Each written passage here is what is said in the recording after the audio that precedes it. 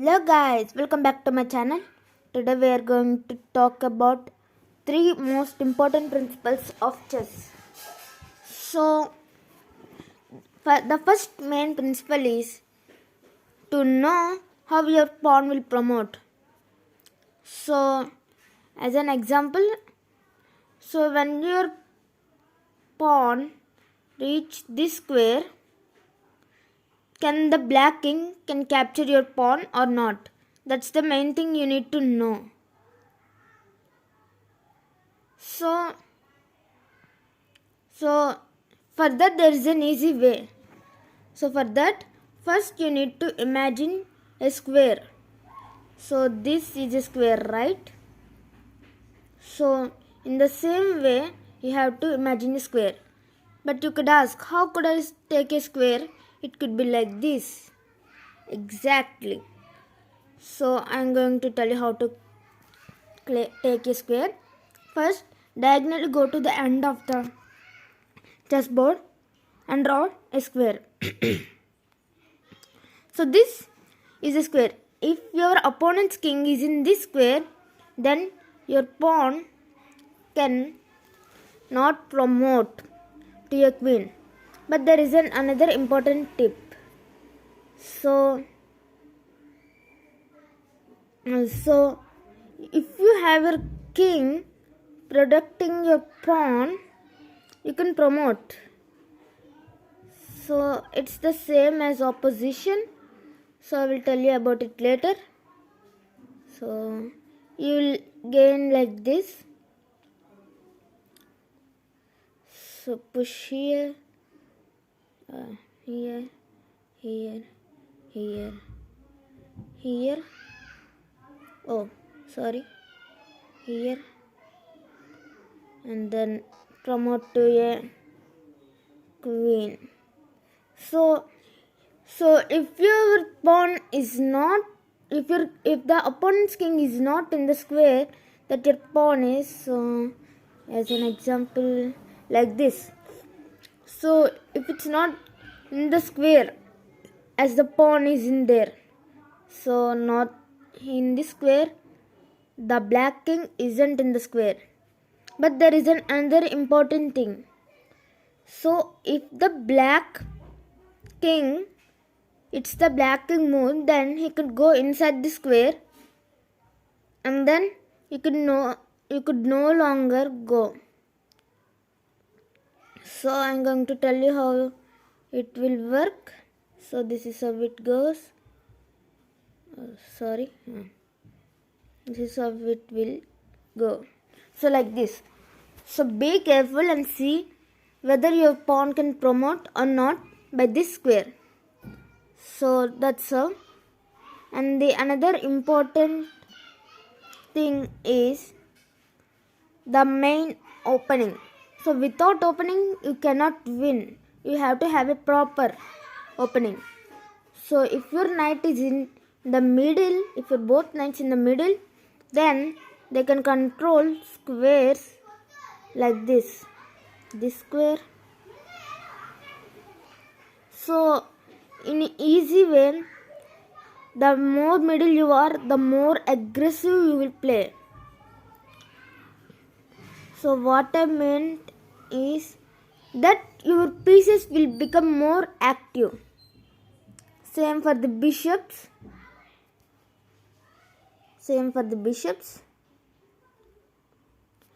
And for rooks, there's a thing, you have to stack up your rooks like this. So this will create a structure which is protected by one and another. So you could add the queen if you want. So that's how you make it. So that's why we have to fight for the center by our pawns and like that. So that's for the openings. So for remaining two principles, I am going to tell you guys. Wait a second. So sorry guys, but there is a little thing.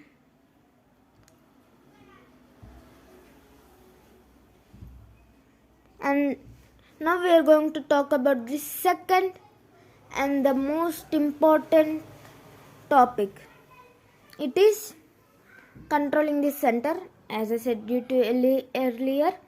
And now in some positions, like in blocked positions, I will show it to you. So it will looks like this.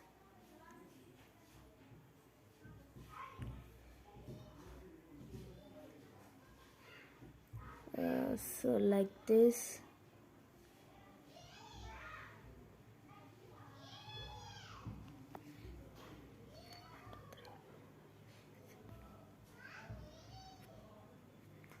Eight. And it will look like this. In these times, the knights are much more powerful because they could jump over pieces. So like this, they could jump over pieces. So knights are more powerful in closed areas. So if we talk about the bishops in the open area, so I'm going to explain to you. So in more open area, bishops are stronger. So this is how. So now bishops are controlling much more squares. So see, the white bishop is controlling these squares and the black bishop is controlling these squares. Or in other words, they are blocking the way to the king. So that's about the knight and the bishops. So now we are going to talk about a fork. A fork will happen in two ways. There is a direct fork and an indirect fork. So a direct fork means that you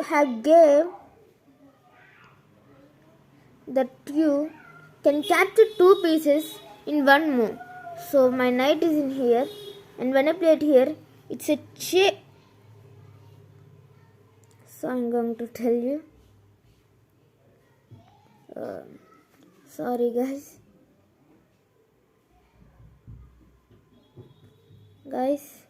I'm sorry. I don't know how to control this well. I'm sorry guys, but please forgive me.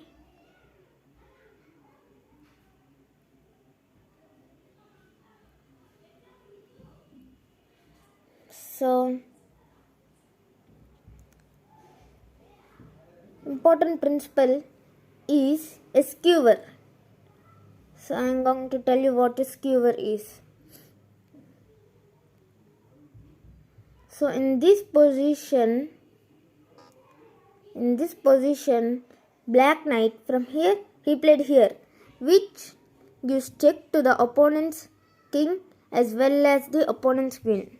So when the king moved, he could capture the queen and make it a draw. So forks are mainly useful. So in other words, the indirect fork is when you give a fork and it's not a queen to a check. So what I meant is this. So you were giving an indirect fork. So you were attacking the rook, the both rook. So they could protect it. But yeah, that's a fork. Forks are very useful during the first position. So yeah, like this, in this position, the main fork is here, is bringing out the bishop here and taking here, which will give you advantage of taking a queen or a rook. So that's how a fork works. And now I am going to tell you about the third principle, which is nothing but a fried lever attack. So So a fried liver attack works like this. So e4, e5, and you bring out the bishop. So if he is ignorant and place this, you could attack it. So if we place this pawn, he is good, and if we place any other pawn,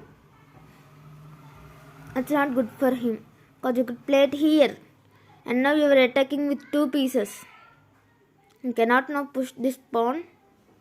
The only way, there is no way for him. Sorry.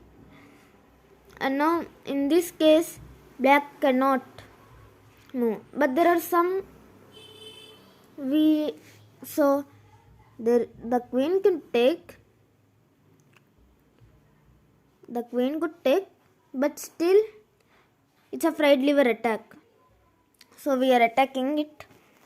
So we could still take it. Give a check. He can't take it. He has to move. Bring out the bishop again. If he attacks, he cannot attack.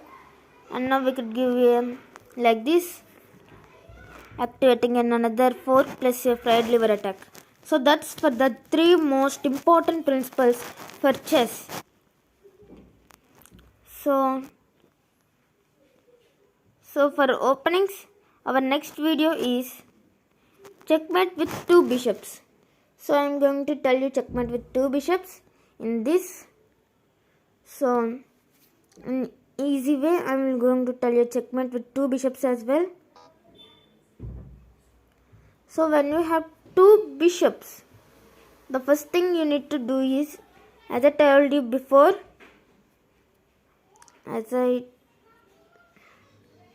told you before, the bishops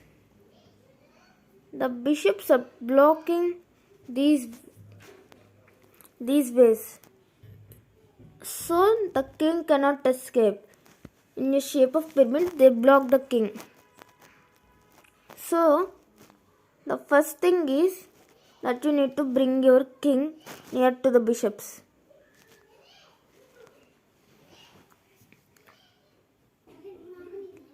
So now you will go here, and now there is only this one square left.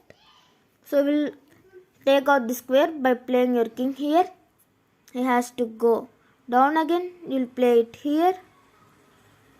He tries to escape, and you block it. You will go here again. You come here to block him. And when you are in this situation, you have to be very careful.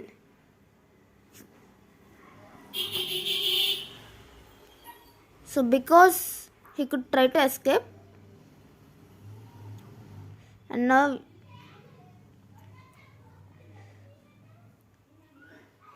so when you come here, don't try to capture your opponent's square, because it will lead to a stalemate. So instead, go around the bishops.